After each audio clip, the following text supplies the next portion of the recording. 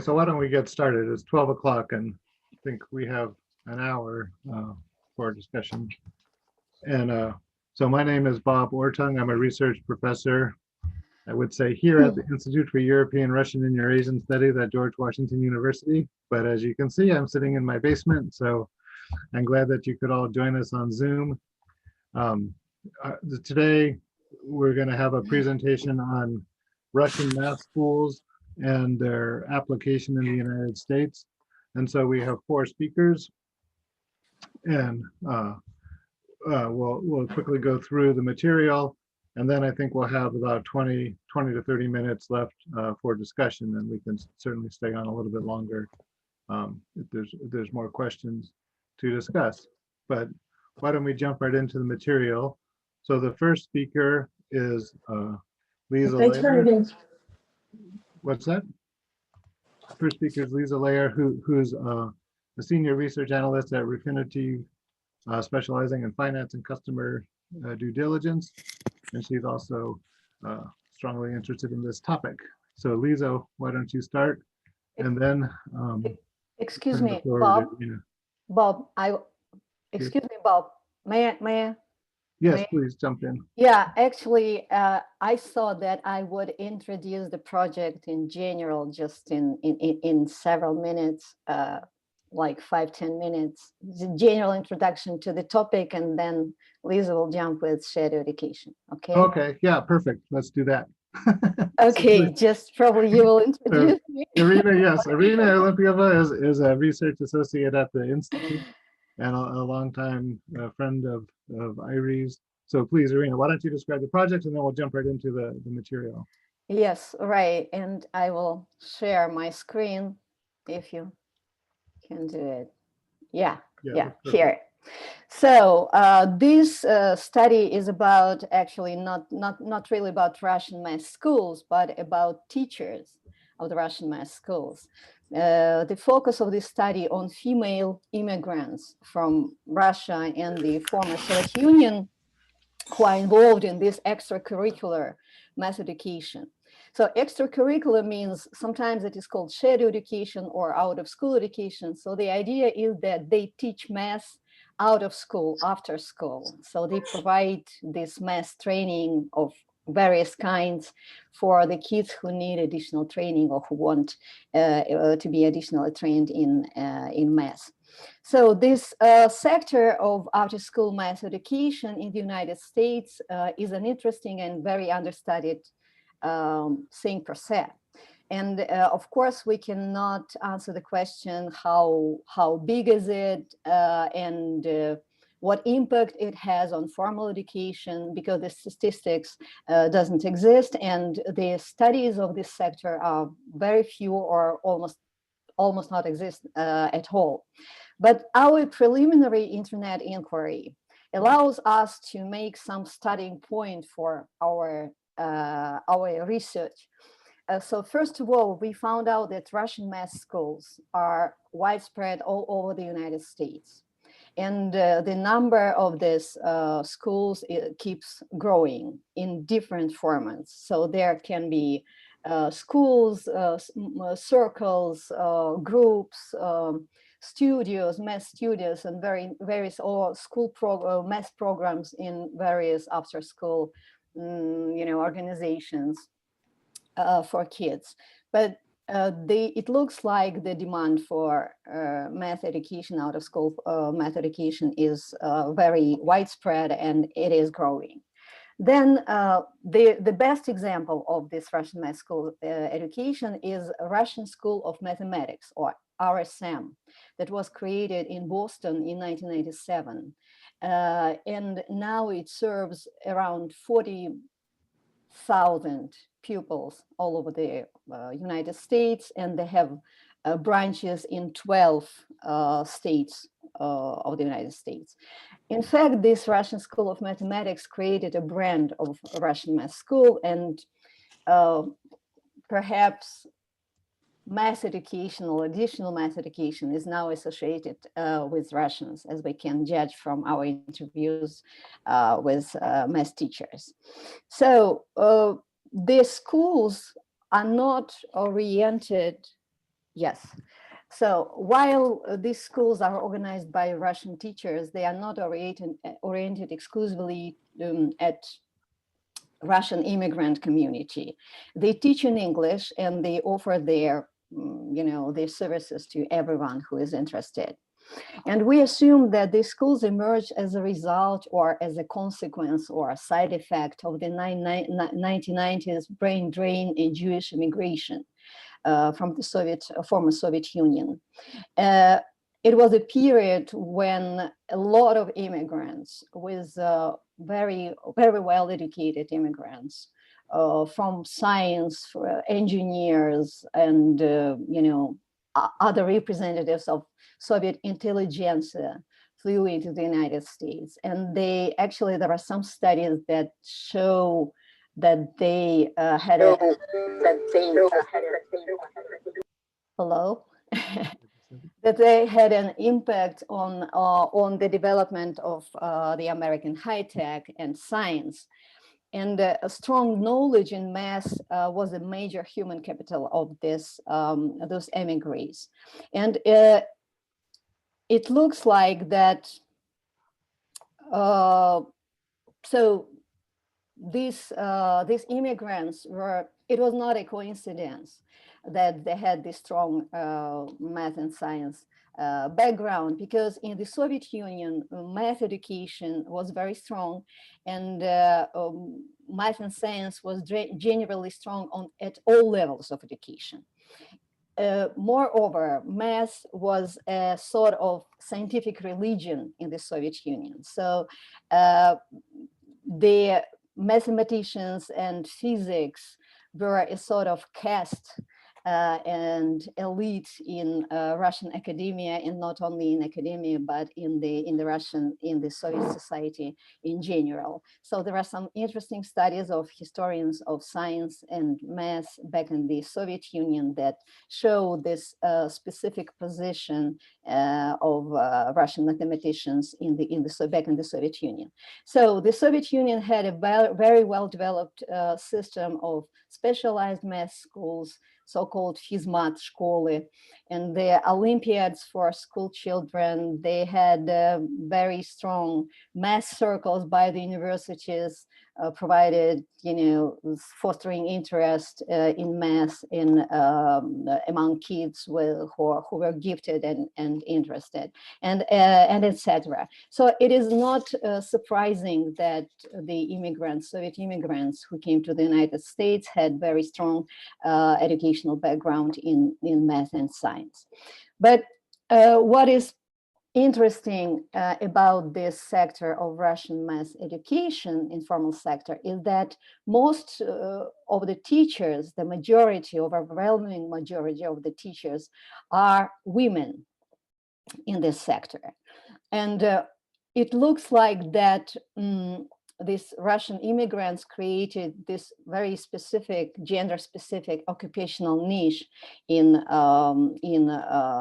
Russian in the American after-school education. So on the one hand, the involvement of Russian women in math education was pushed by the gender roles as mothers, and satisfied with how math and science were taught in American schools. On the other hand, it was facilitated by the high educational attainment and that high educational level that they enjoyed, similar to men back in the Soviet Union. So the typical scenario of emergence of Russian School of Math in the United States is that, just imagine a couple from Russia or Soviet immigrants who came to the US in the beginning of the 90s, and they both have university diplomas in math and engineering, and very often they graduated from the same university.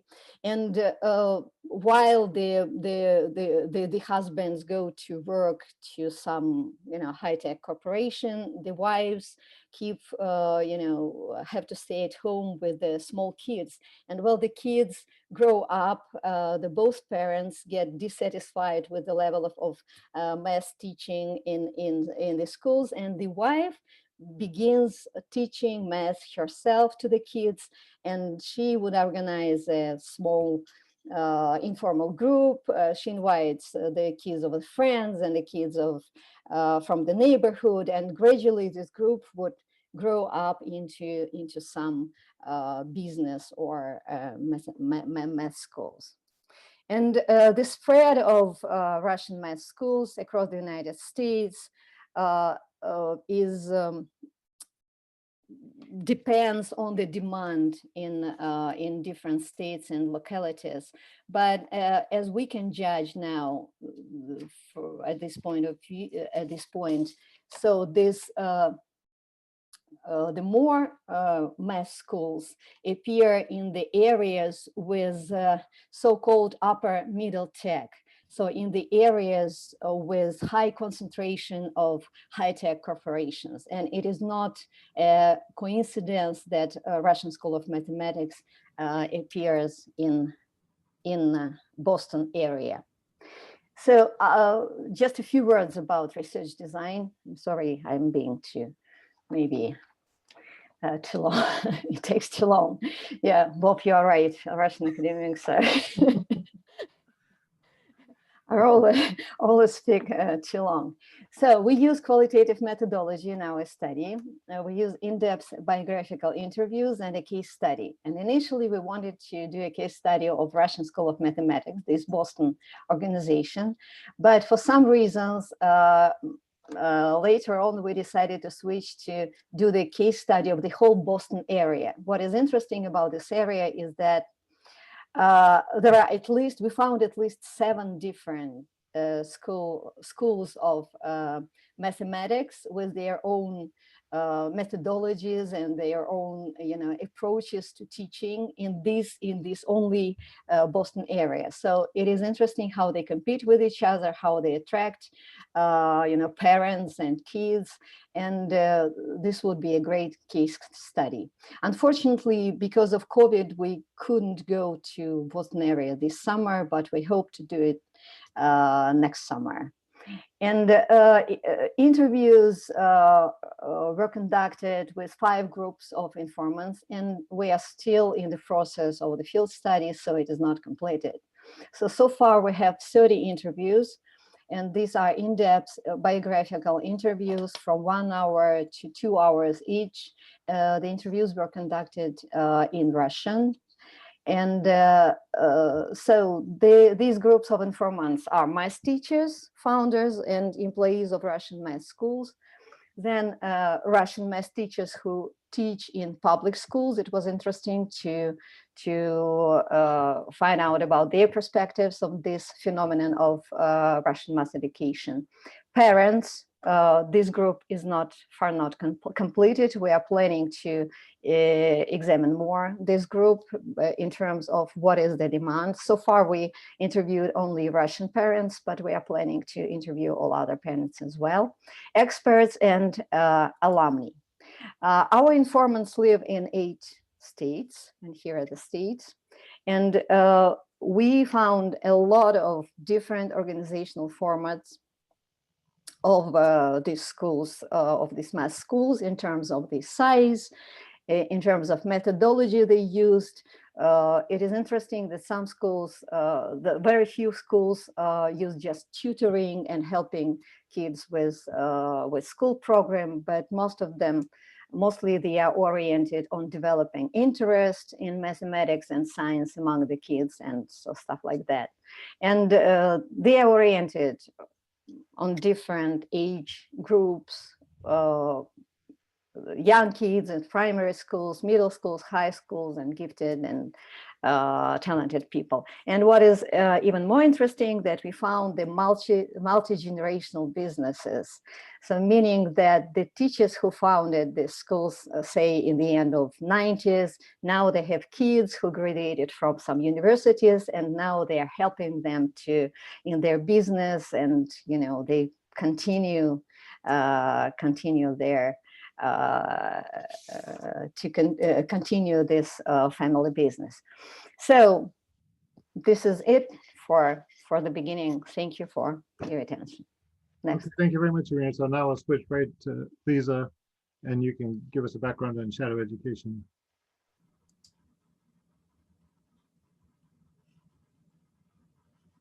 Awesome. Thank you so much. Thank you so much, everyone, for listening in. So as Robert said, my name is Lisa Lair. I'm one of the research assistants on this project. And before we dive deeper into all the different themes that Irina brought up, I wanted to give a background on shadow education and where these Russian math schools fit into that landscape. So the term shadow education is used to refer to private supplementary tutoring, but this encompasses many different types of courses. The shadow portion highlights that this is outside of the main school system, something that students participate in primarily after school. And there are three main components of shadow education, as you can see here. The first one being that it's supplemental. It's taking place outside of the main school system, outside of the main school day. In addition, it's usually for a specific fee, meaning the teacher provides a specific service, the class, the one-on-one lesson, and is then reimbursed by the parent with a specific monetary value. And lastly, shadow education encompasses main school subjects, meaning things like music or art wouldn't fall in the scope of shadow education. And as Irina mentioned, these classes will vary in scale, cost, geographic spread, and the subjects covered. In the Russian math schools that we see here, they're not all uniform. Some have grown into whole networks of after-school classes that have a cross-state presence, while others are limited to only one specific town or one specific region. And some, like the Russian School of Math, RSM, have been able to spread across different cities and states, while some others have remained very local and have relied on word of mouth primarily to spread information about these courses. But they all fall under this shadow education umbrella that exists within the United States. Before we get to see how these Russian math schools operate in the US, though, it's important to consider shadow education around the world and in other cultures, as this is not an isolated phenomenon in one specific region. It's taking place globally.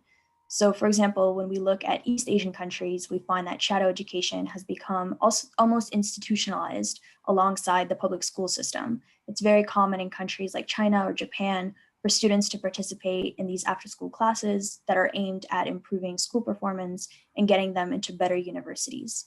And the learning model in these countries parallels the so-called Confucian learning model, which emphasizes the importance of practice and preparation for exams, which makes students more likely to seek out these supplementary opportunities where they can gain more knowledge on the different courses that they're taking at school.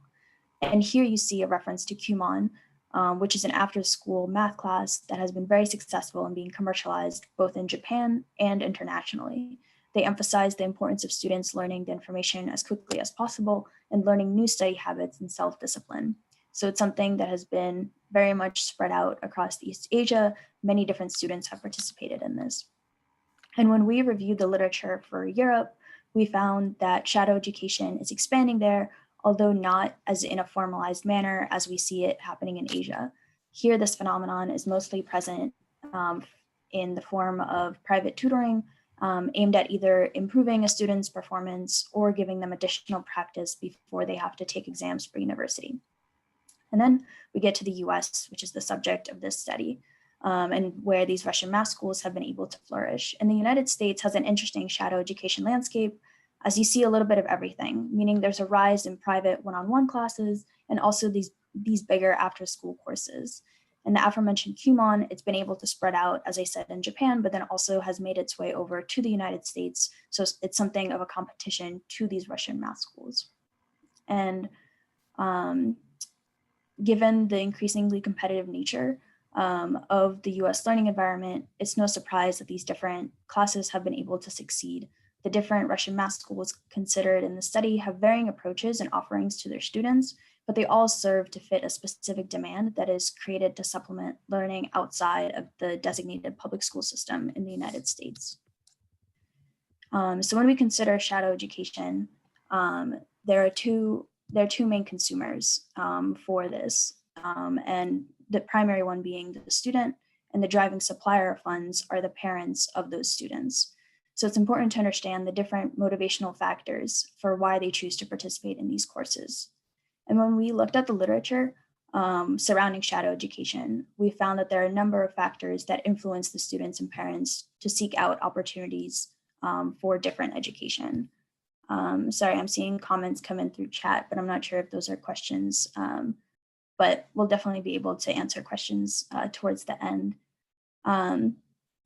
So when we look at the literature surrounding shadow education and student participation, we found that one such factor that determines this is the family wealth and the parents' ability to contribute money out of their family budget towards these classes. The wealthier the family, the higher the chance that they will have extra money that they can put towards educating their child, as opposed to a low-income family, for example. Another factor is the presence of a competitive and high-stakes learning environment. Studies have shown that in countries like China, where the students' future opportunities are directly linked to how well they're able to perform in school, this drives their participation in shadow education opportunities as they're looking to perform as high as possible on these exams and to be able to get into as many different schools as possible. And another important factor to consider is the motivation that students themselves have for these classes. Studies have shown that when students are able to experience a better understanding of school material in these supplementary courses, they're able to perform better in school exams and boost their overall confidence. And if they perceive that they were able to achieve that in these supplementary courses, they're more likely to come back. And this is something that these teachers that organize these Russian math schools, they've considered as they try to figure out which curriculum to adopt and what kind of students to focus on in their different classes. Oops, sorry, my screen is frozen. 1 second. All right. So now we get to teacher participation in shadow education, and these teachers are the main focus of the study, as I mentioned. So the different classes that they set up, there's a myriad of reasons for why they end up doing this and what drives them to set up these courses that are outside of the public school system. And the first reason being is that teachers in shadow education are able to at times experience more financial gain from these classes as they would in a public school setting. Public schools might not always pay as much as when the teachers are able to control the sizes of the classes and the amounts of students that they're able to bring in and kind of generate value from that as well. And another reason is that they get much more curriculum and methodology freedom that they wouldn't in a public school setting. Even if they're preparing students for the SAT, they're able to figure out what kind of methodology to use, what kind of ideas to bring into those courses. Many of these teachers have a science and math background, as Irina mentioned, they're coming from the Soviet Union. So they're able to figure out what kind of ideas to pull out from those classes and the courses that they took in the Soviet Union from their expertise and how to adopt that into their different curriculum models. So they have much more freedom than they would in a public school setting, for example. And this is tied to another reason identified in literature for why these teachers would choose to participate in shadow education, and that's the ability to be entrepreneurial in a setting and setting up these classes and building them up from the ground up. If the teachers is more business savvy and looking to be more self-fulfilled, then they might be in a normal classroom. Shadow education would allow them to do so.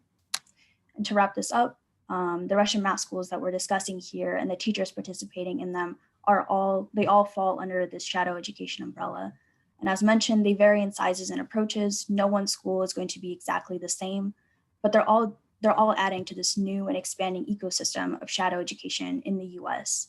And as the learning environment has continued to get more competitive, these Russian math schools have been able to grow and uniquely meet different demands and niche interests of different parents and children. And as their numbers continue to grow, it becomes increasingly important to consider their role within the expanding shadow education field in the US. And the student and teacher perspective becomes more important to understand as they're the main drivers of demand and supply of this market, which is why we're looking to talk to more student alumni of these schools to further understand what contributed to their involvement in these types of schools. And now I'm going to turn it over to my other colleagues to talk to you more about the different themes that we saw emerge throughout this study. Thank you very much, Lisa. So I think, Irina, you're coming back just for a few minutes to provide some of the conclusions of your initial research. So the floor is yours. Yes, just a second. Where is my...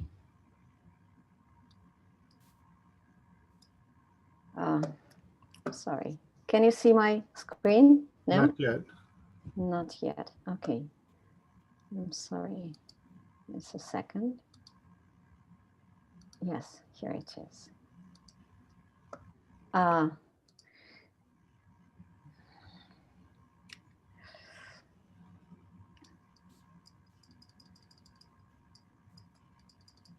Yes, here. So actually, each of us has its own, his or her own perspective on this very complicated and interesting object of study. And my perspective is to look at this teaching mass as from the perspective of immigrant studies, as an ethnic entrepreneurship. So from the perspective of immigrant studies, what is the most interesting and specific for this object of study is the combination of two characteristics, the gender and high level of human capital. In fact, most of the immigration studies have always been a sort of gender biased. The studies of immigrants have been for a long time focused on men, while female immigrants remain mostly invisible. And while in recent decades, this bias started to be a little bit remedied with growing emphasis on gender, but at the same time, the focus of these studies is still on low-skill female immigrants rather than highly educated women. And so the studies of high educated female immigrants are still very limited. And this gender bias fully applies to the literature on immigration from Russia and former Soviet Union. There are some very famous and interesting studies of the so-called brain drain from Russia that I mentioned in the first part of my presentation, when high-skilled immigrants came to the United States. And these studies prove actually the impact of Russian immigrants on the US sector of high-tech and innovation sector and science. But successful integration of these immigrants is mostly associated with men, while Russian women benefiting from similar educational attainments back in the Soviet Union remain invisible, sort of. And the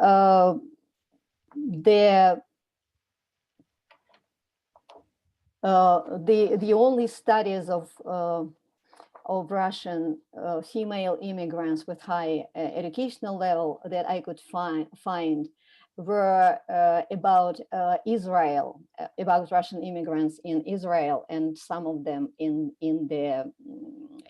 Europe, but not in the United States.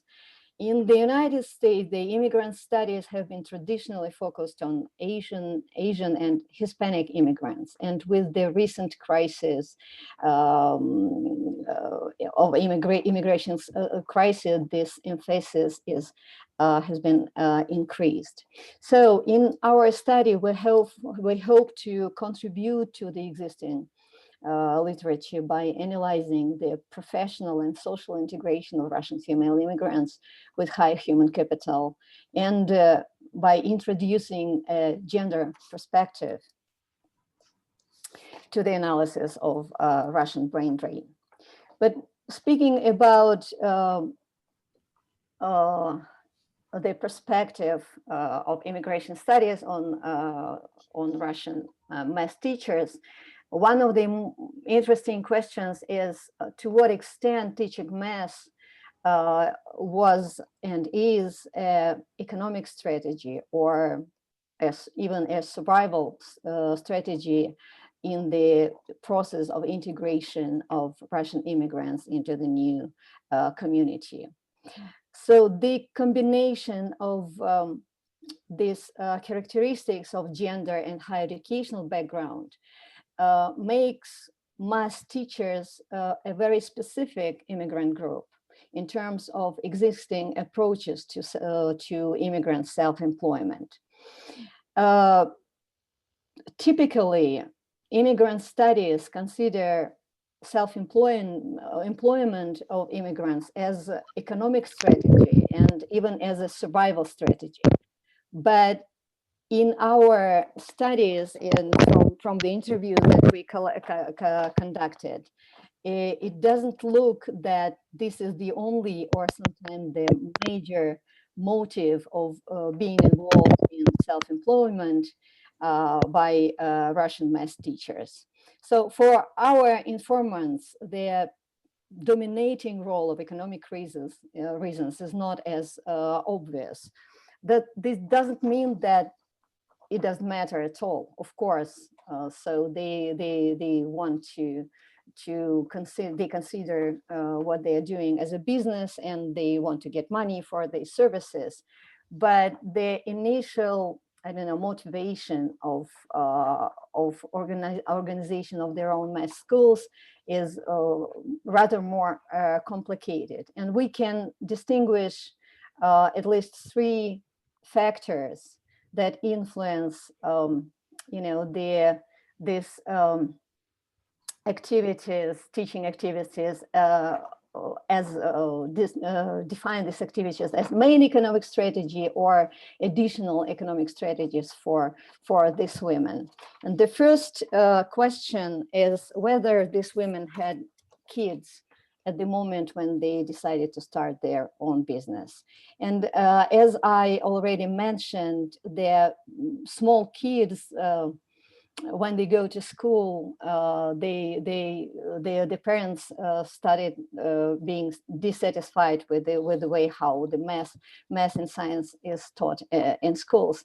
And this, in fact, is a big driver for women to start their own business, and not exactly their desire to get some payment for their services. As a matter of fact, the study groups that were organized by these women initially were free of charge, and they started to charge some fees for the attendance only later on. And at this, and also this charging payments was not aimed at getting some profits or economic benefits, but often were used to extend the facilities. For instance, when the basements became too small to feed the growing demand of for these classes. And another reason was from the interviews that they wanted to discipline the parents who were not taking these classes seriously unless they were paid. Another factor is teaching experience. So some previous teaching experience. So some teachers came to the United States with no teaching experience in math at all.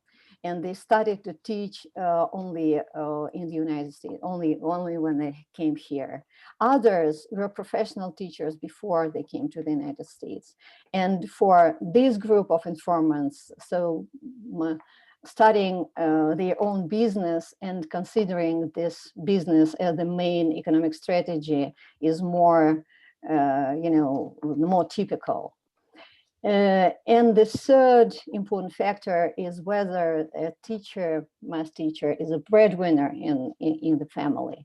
And again, there is a combination of factors that determines this being a breadwinner, how it influences main economic strategy or additional economic strategy of in teaching math.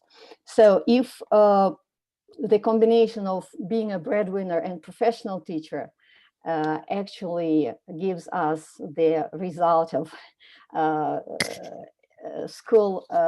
math school as a main economic strategy. But if the teacher is a breadwinner and at the same time she didn't have experience of teaching before she came to the United States, it's most probably the additional economic strategy. And these teachers told us that that actually opening the school is not as economically rewarding as it might seem.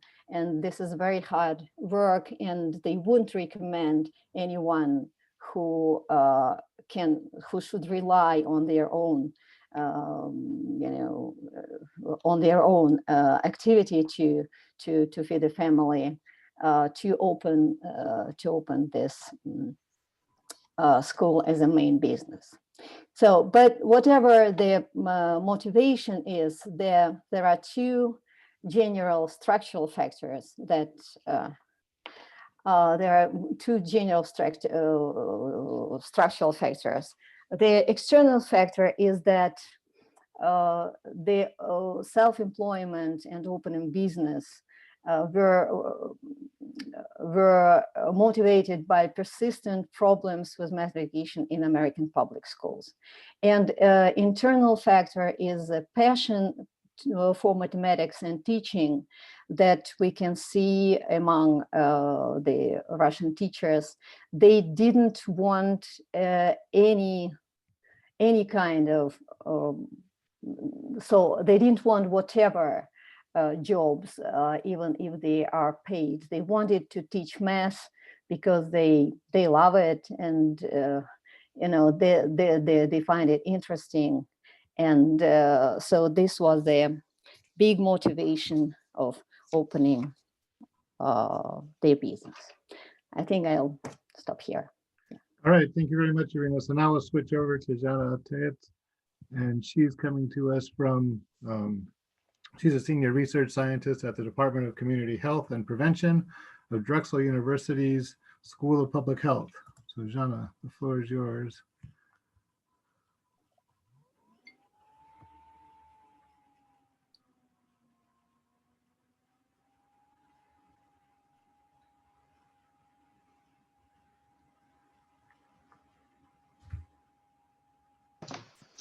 Hello. In my presentation, I will talk about social capital of Russian-speaking female teachers of math. As Irina noted, there is not enough studies focused on the social and human capital of high-skilled immigrants, especially females. And we examined biographical trajectories of female teachers of mathematics, first-generation immigrants from countries of the former Soviet Union. So basically, we asked two questions. What constitutes the social capital of Russian-speaking female teachers of math? And how is women's social capital affected by gender and immigration? And for this analysis, we used the theoretical frameworks of social capital and intersectionality. So what is social capital? Perhaps, there are different definitions of social capital, and one of them is that this is the sum of the actual and potential resources available through people's networks.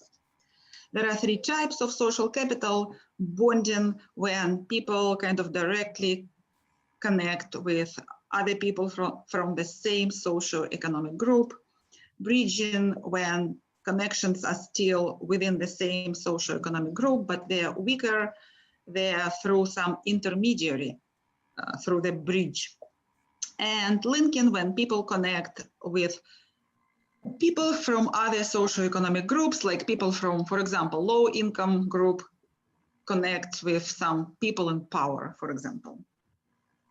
Intersectionality is a term coined by Greenshaw in 1991, and essentially it postulates that human experience can be defined by a single demographic characteristic.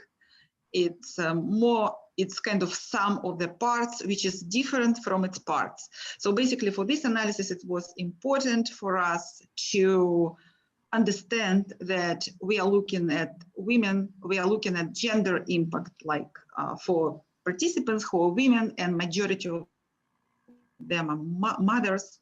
And we are looking also at immigration parts of our participants' experience, like being a first-generation immigrant and working in a non-native language environment.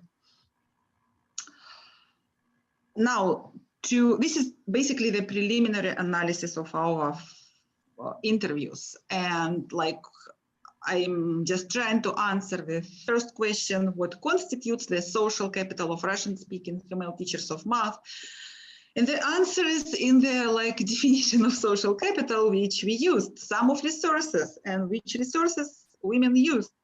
So we kind of divided them into family and non-family.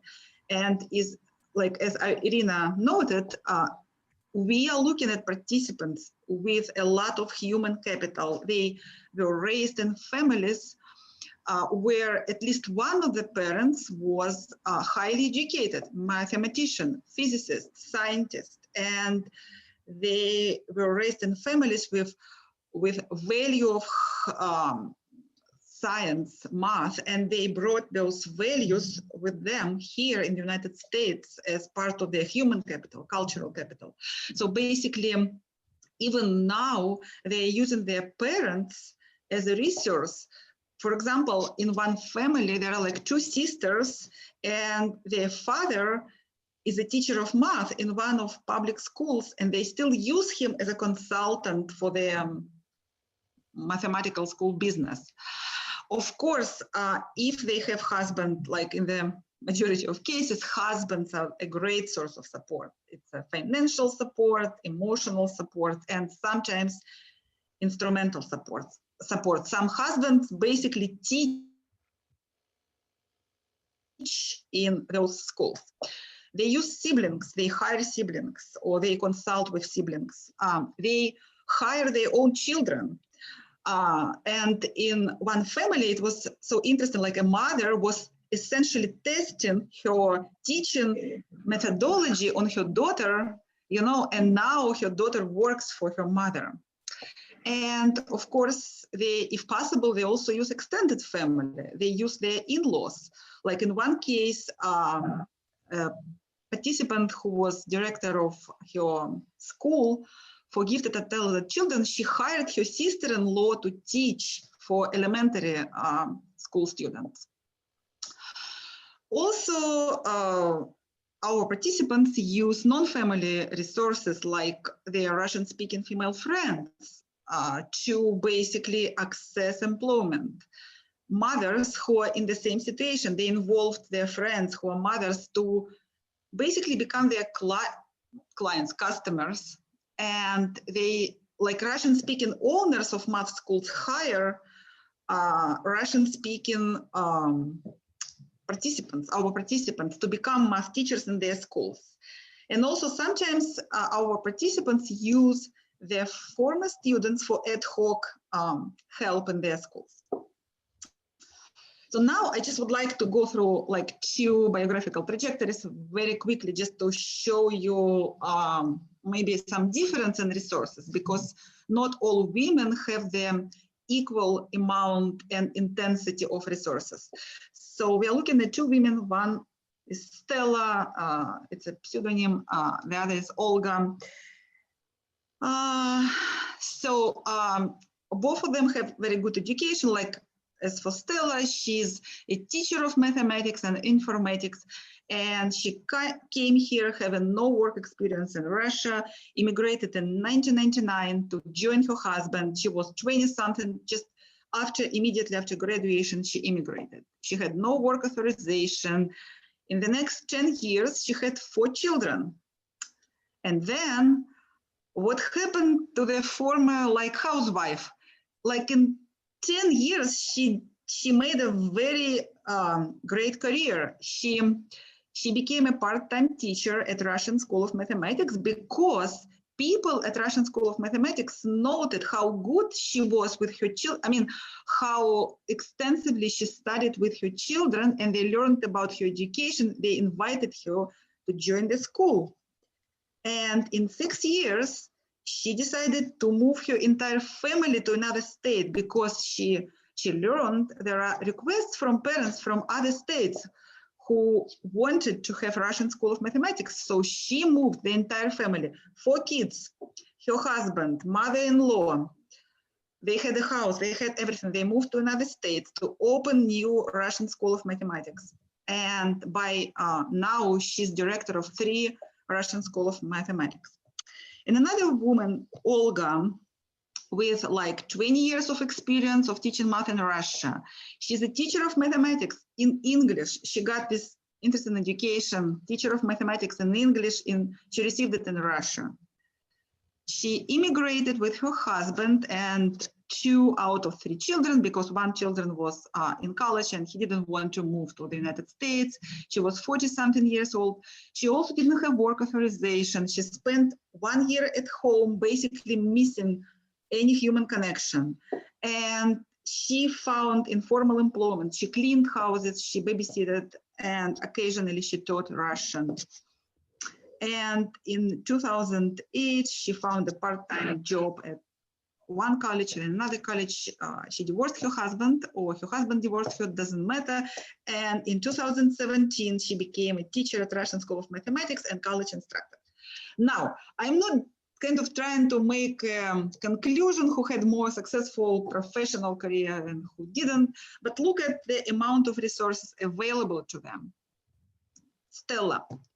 So she had a super supportive husband who provided emotional, financial, instrumental support. She said, I got very lucky with my husband. He's a wonderful man.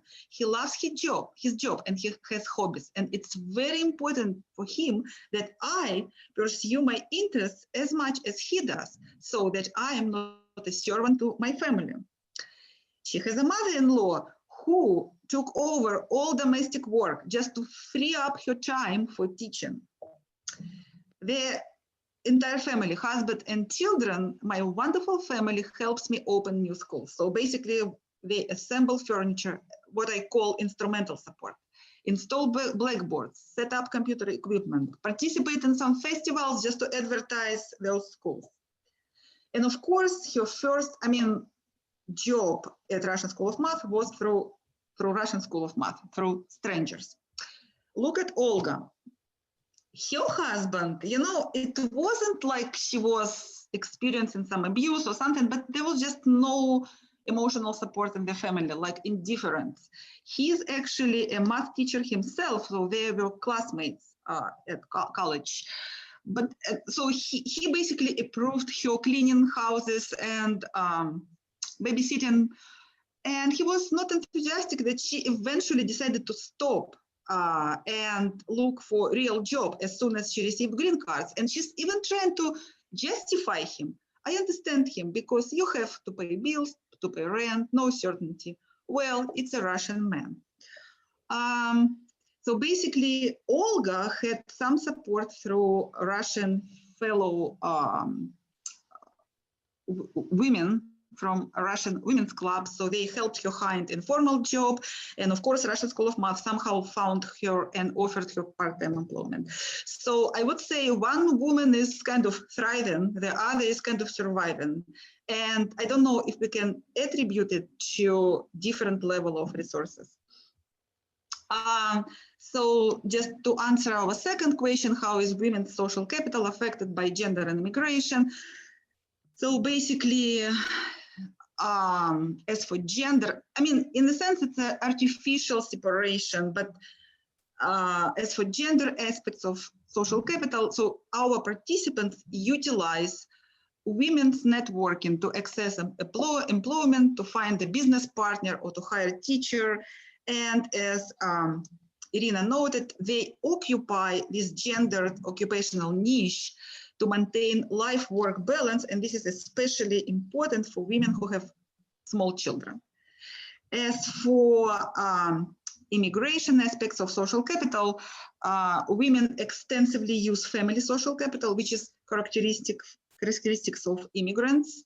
They utilize immigrant networks to assess informal or formal employment, and they develop an ethnic business in a sense that they kind of hire people from the same immigration group. So what does it mean? Again, women, our participants, extensively use bonding social capital, as you noted, probably, especially family capital. And the question is, what type of social capital, family or non-family basis, creates this competitive advantage? Which one is more important? And another question is, do Russian-speaking female math teachers utilize other forms of social capital like bridging and linking? And if yes, how? This remains to be seen. Thank you. All right, thank you very much, Janna. So I have one last short presentation that raises a couple more questions for the study and for our research. And let me just present those in a few minutes, and then we'll open the floor up for questions. And so I think then we'll just have people turn on their, turn on your microphone and ask a question.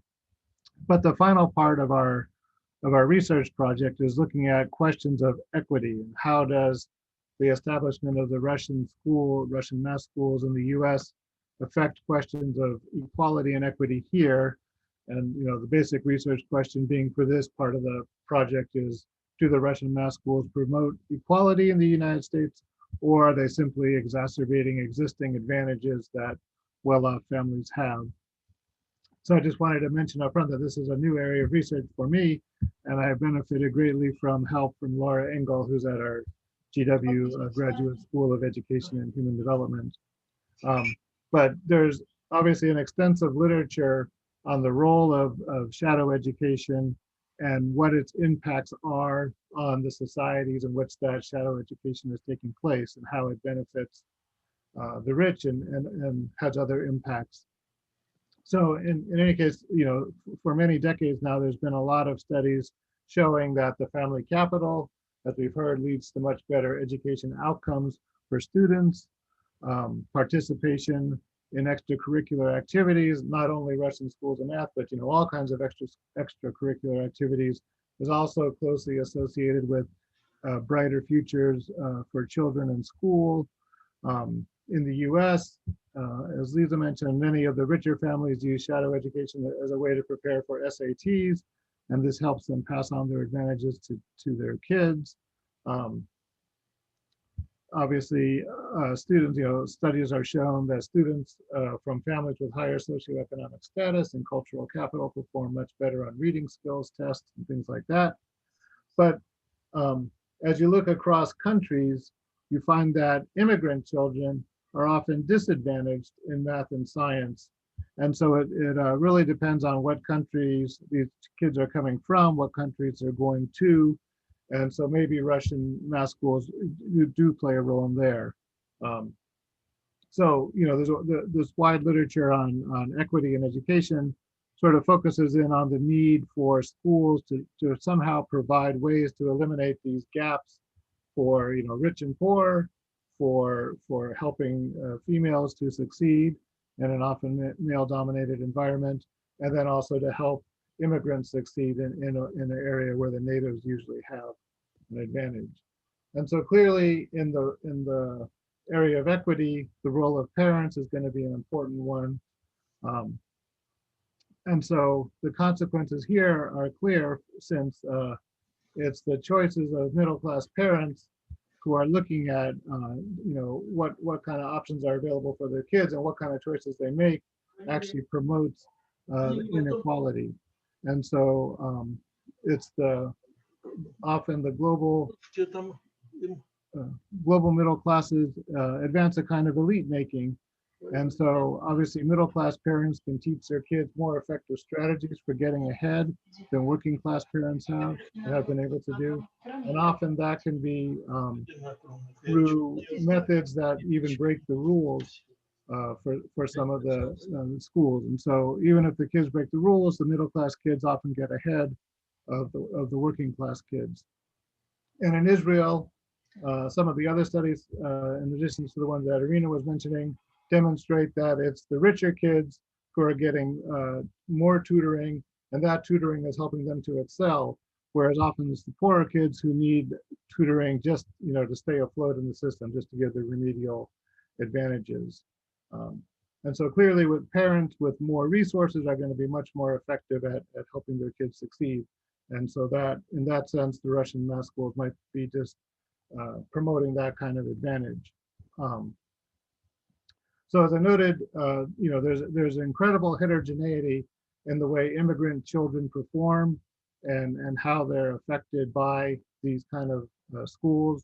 whether in the case of the Russian math schools, it's not just Russian students who are there, it's often Asian students and other students, including some native-born students. So, these are having a very complicated impact. Also, the rise of a franchising system is another topic of study that we should be looking into, as Russian math schools show that they're starting presenting their own curriculum across numerous states. That's leading to new ways, new forms of shadow education, which also might have broader impacts on questions of equity.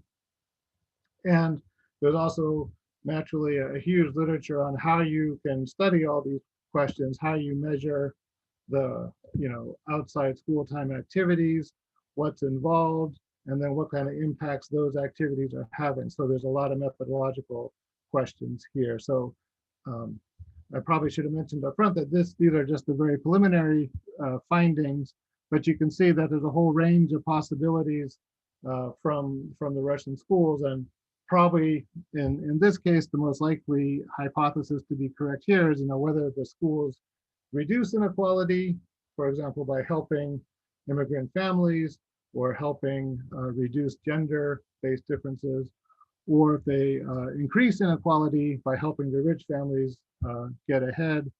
And potentially there's no influence, but most likely what we're going to find is that there's a very complicated blended influence where the schools definitely help some underserved communities, such as immigrants and women in STEM education, but that there might, many of the benefits would likely go to the wealthy families as well. So you'd have a very complicated impact from these Russian math schools on questions of equity in the United States. So that's a very quick introduction to that topic. So I'll stop sharing, and then let me open the floor up to questions. So we can take as much time as people have questions for, actually. So if you have a question, please unmute your microphone and ask your question.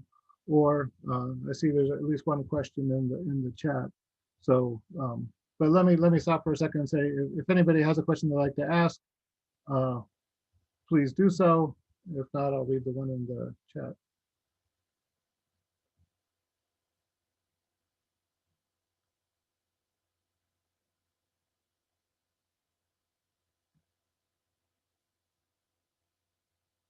Okay, everyone's a little shy. So let me read. I think this question is probably for Irina, but let me start off with this question that's in the chat from Todd. It would be good to hear more about the persistent problems with US math education. What are the biggest differences in what and how math is taught today in the United States and the Soviet Union or post-Soviet Russian Federation? So I don't know, Irina, if you want to address that one, what do you see as the main differences? I think that from the literature perspective, I think Lisa, I remember that you were, so we were talking about the problems of American math education, but I can tell you from the interviews what Russian teachers think about the problems of teaching math in American schools and why they think that where the demand for additional education comes from. So the main problem, if to put it in a very simple way, I'm not an expert in education, but the idea is that in American schools, the kids are taught more. So the education is more like instruction. It's not, it doesn't address understanding how math works, but rather memorizing of how it works. And we have a lot of examples in our interviews how math teachers encountered this problem while teaching in regular schools, in public schools. They try to, the main idea of additional math education Russian provided by Russian teachers is to get students involved in understanding of mathematics rather than memorizing it, as I have already told, and to raise interest to math. Because another, so what I remember from the interviews, that kids are scared of mathematics. While in the beginning of school years in the primary school, so the kids are mostly entertained with learning and with teaching. But in the middle school, there is a sort of gap when it is time already to learn math seriously, but the school program doesn't provide this, enough, I don't know how to say, there's enough requirements of learning and teaching math. And in high school, when closer to high school, the students find themselves with a big and very strong and very serious requirements of knowledge math, but they don't have enough knowledge that were given them in the middle school and in the earlier school years. So the first, I would formulate in the following ways. The first problem is that memorizing rather than understanding. The second problem is unequal, I don't know, the spread of knowledge of math, of teaching math along the school years. So this is from that comes from the interviews. Michael, looks like you have a question, so please go ahead.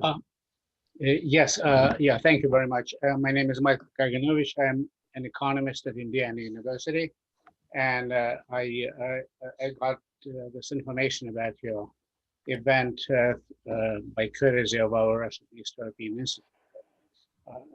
I'm on their mailing list. I wanted to suggest a question that perhaps connects two themes, the one that Irina was talking about and another that Robert was talking about, effect on equality or inequality. Well, so the way economists frame the question about the impact of education and inequality is by asking whether parental resources are a substitute for public education or a complement. And so the kind of governing opinion is that they are decidedly a complement, which implies that that greater educational opportunities can benefit wealthier families. But anyway, so where is the connection to what Irina was talking about? So here's one. So I wonder whether you were able to look at the locations.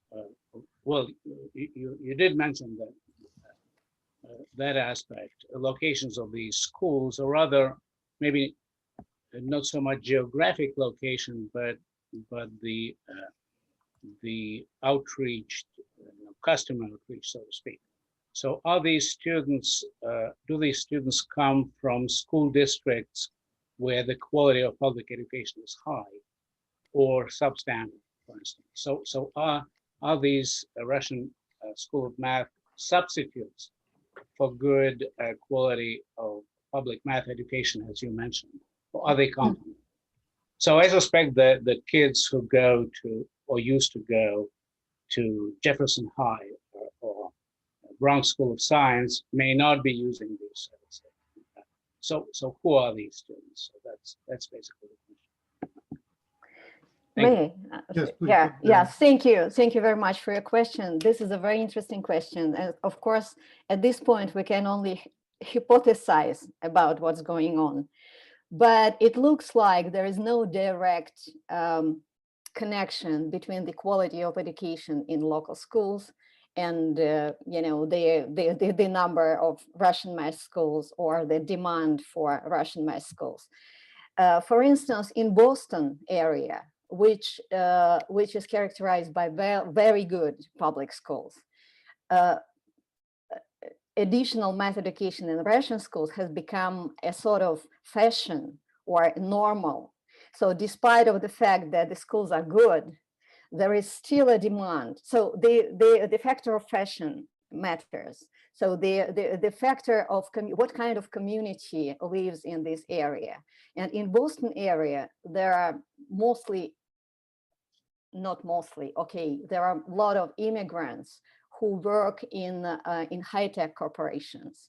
And they are very concerned about the level of math education and science education of their kids. So this generally produces the high demand for schools. And the same, for instance, in New York, we didn't study New York very well, but I can assume, and what I heard about this area, so, or in California, so the same thing. But this is the first factor. The question about substitution or complementary type of this education. You know, different schools have different strategies. For instance, Russian School of Mathematics is definitely, so this big successful business that in Boston. So they substitute school math education. They have developed their own program, which is their know-how, and that which they protect by all means. They won't show to anyone. So, and they teach this their own program in parallel with school program. So the idea is that just forget everything that you are taught in school. We will teach you math, and you will get a good math knowledge. Other schools that don't have such an opportunity for many reasons, they offer supplementary education. And so some of them are just helping kids to catch up with the school program. Others are oriented on the kids who get bored at math lessons in schools, and they offer them some more interesting and challenging tasks and programs. So it's different. We cannot say that all Russian math schools are complementary or all of them are substitutionally. But the role of the demand for this additional math education, I can give you the example how the community influences the demand. For instance, if we compare, so we have to informants, one of them lives in New Jersey, the area with also a lot of immigrants live in this area, not only Russian immigrants, and for instance, Boston area. So the teachers in New Jersey area, they wanted to open something like Russian School of Mathematics, which is oriented exclusively on math training, so offering good programs and so on and so forth. But it appeared that Russian community in this area was not interested in this kind of programs. They said, oh, and where is chess? And where is, I don't know, dancing or singing? So they had to open not a math school, but a math program within the bigger, I don't know, organization like Dvorets Pionierov, they call it. Because the demand was different in this area, because immigrants who live in this area, they were not in high tech. It was rather the different group. And if we look at this Boston area, so we have more than 7 different schools of math education that is respond to very specific and different kinds of demand for additional math education from different groups of immigrants who live in this area. I don't know if I answered your question. Yeah, well, thank you very much. Yeah, just to clarify, when I was talking about complementarity or substitution, I was referring more to the context of Robert's hypotheses, who benefits, so to speak, whether children whose family resources are are available benefit more of this, or whether these schools benefit children who otherwise aren't able to get quality education because of their school district and so forth. But it's, yeah, I think that that's a big question. I think an interesting one. Thank you. Yeah, thank you very much for that question. I think we're still doing the research on the equity side, so hopefully we'll get to some conclusions. But yeah, like I was saying, it'll probably be a mixture of, you know, it's the people who have the resources who can obviously afford this, but in these cases, it might be promoting females in this area and immigrants as well. It looks like Val, did you have a question? You turned your camera on.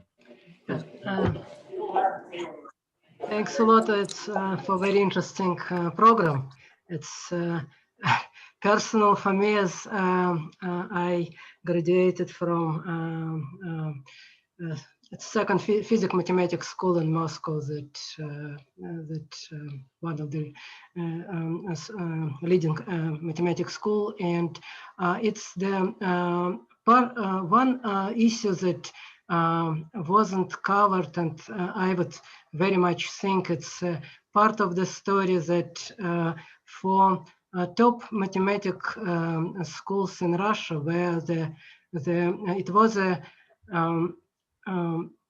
where the most students went to the top mathematics universities, Mehmat, Fizfak, Fiztech, but it was a special group. It was a Jewish students who wasn't able to be part of wasn't accepted to these universities with a very limited exception, and so it was a long, many years tradition that for us that the teachers from top universities presented for the so it was a tradition to meet at homes and in some other places. It was groups that really play a very significant role. Why so many mathematics schools with people in history from Russia, that it's really based on this tradition that for many of students who wasn't able to attend the top universities, it was mathematics schools. And actually, I do know that it's a number of the people. And well, talking about my school, where it was again one of the two top mathematics schools, and more than half of former students living in US and across the world outside of the former Soviet Union countries. And I do know that number of them who became involved in to create mathematics groups. So that it's I think it's one aspect that you can definitely research and definitely can play some significant role. Thank you very much for that question. My question that if you compare any that I would think that the experience in some big cities and in some areas in suburban or others, it's really different. I don't know that how much of your research well, I wish it would be some part in New York or in Pennsylvania. I'm from Philadelphia region, and I do know that it's in number of occasions, like in case of my family, where we're not living in Russian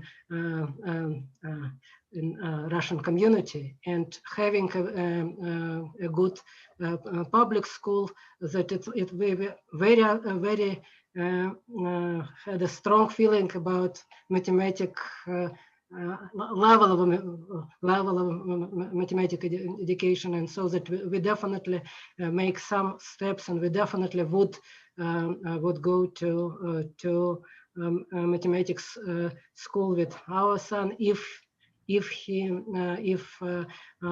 would be available relatively close.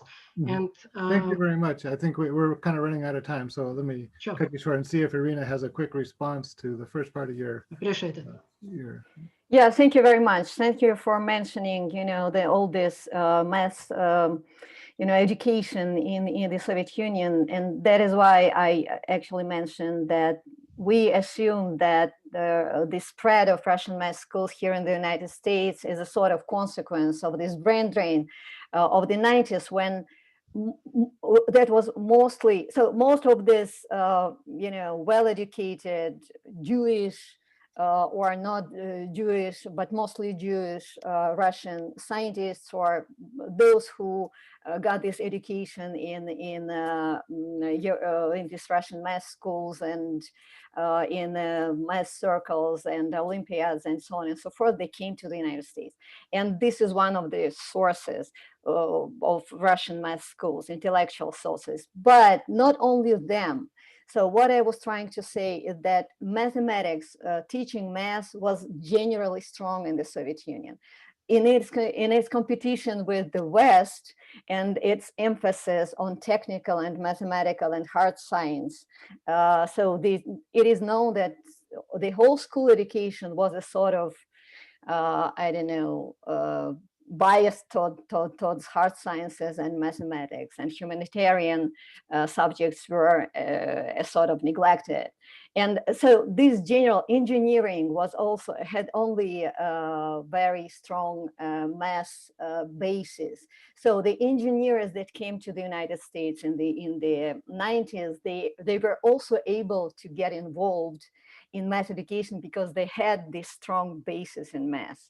So these are a sort of two groups of, so those who were specialized in math and physics and science that you mentioned, yeah, they were sort of elite in the Soviet Union, and those just regular, technical specialist engineers who also had a very good background in math that were also became involved here in math education. Women, because men mostly went to the employment in high-tech sector or in the universities, or so they found the implementation of their human capital in some other more highly rewarded. Okay, thank you, Irina. So let me give the floor to Ben real quick for a question, then we'll try and get to the ones in the chat. But Ben, please go ahead.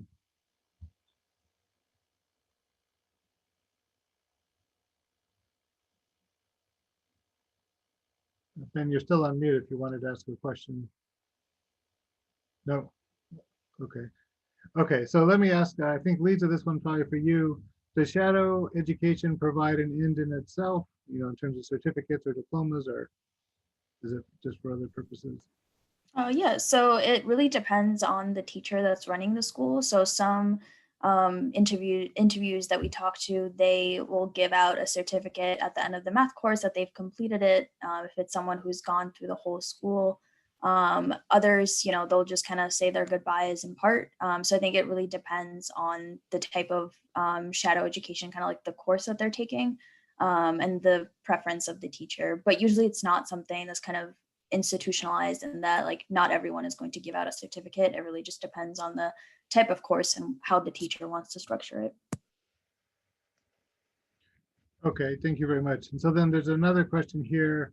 I'm not sure if we'll be able to answer this one. How large a part does the low level of math education of US math teachers play in the problems with math education in the US? I don't know, was that something that came up in your interviews? You're on mute still. Could you please repeat this question? Yeah, it's the one from Sarah here. From Sarah. How large a part does the low level of math education of US math teachers play in the problems with math education in the US? I still have problems. So probably you can help me to reformulate this question. So the role of education of math teachers in the US in this problem, in the problem with the math teaching. Yeah.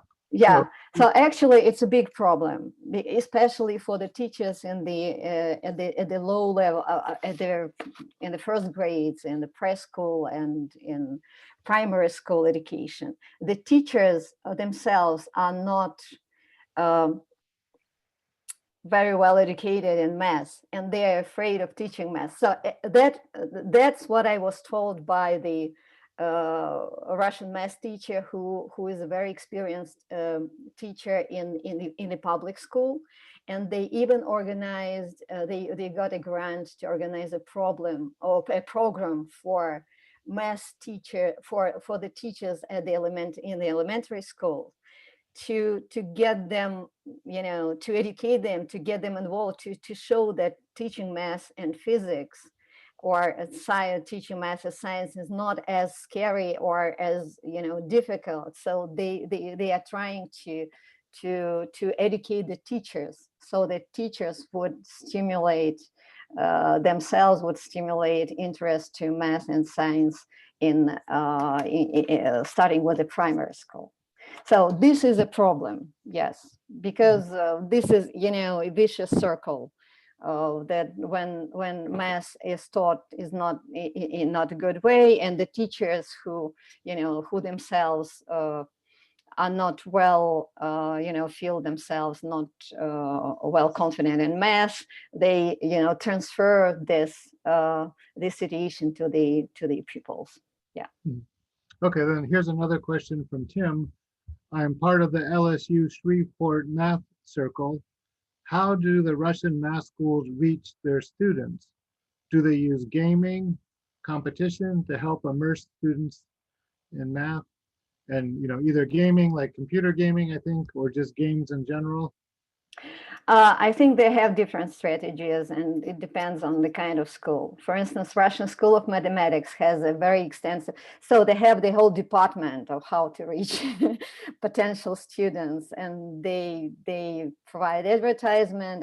I don't know really. We didn't go into, you know, these specific strategies, but for smaller schools. Actually, parents find these schools themselves, as far as I know. So they're you know, the Sarafanne Radio, I don't know. So these networks of parents and, you know, good recommendations from one parents to another, these informal networks appear to be, for this kind of schools, the main source of new students, as far as I know. Mm-hmm.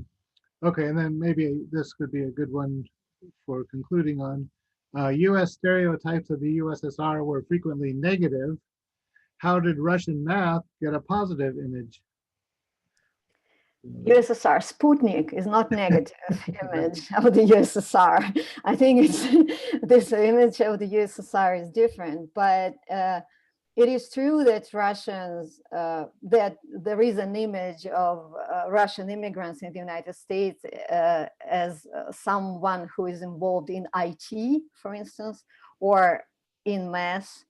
So it is true that the level of education of Russian immigrants is, so Russian immigrants are different from perhaps many other groups of immigrants, ethnic groups, for their high level of education. And this is an image, whether good or bad, but this is exactly true. And again, this is due to these 90s and brain drain from the Soviet Union. But as for the image, again, it's not about good or bad. It's just, so the image of space, of success in space, or, you know, Sputnik or Gagarin, so is it good image or bad image? I don't know. Mm-hmm. So let me say, are there any final questions? If not, then let me thank you all for coming to this session and sticking it out.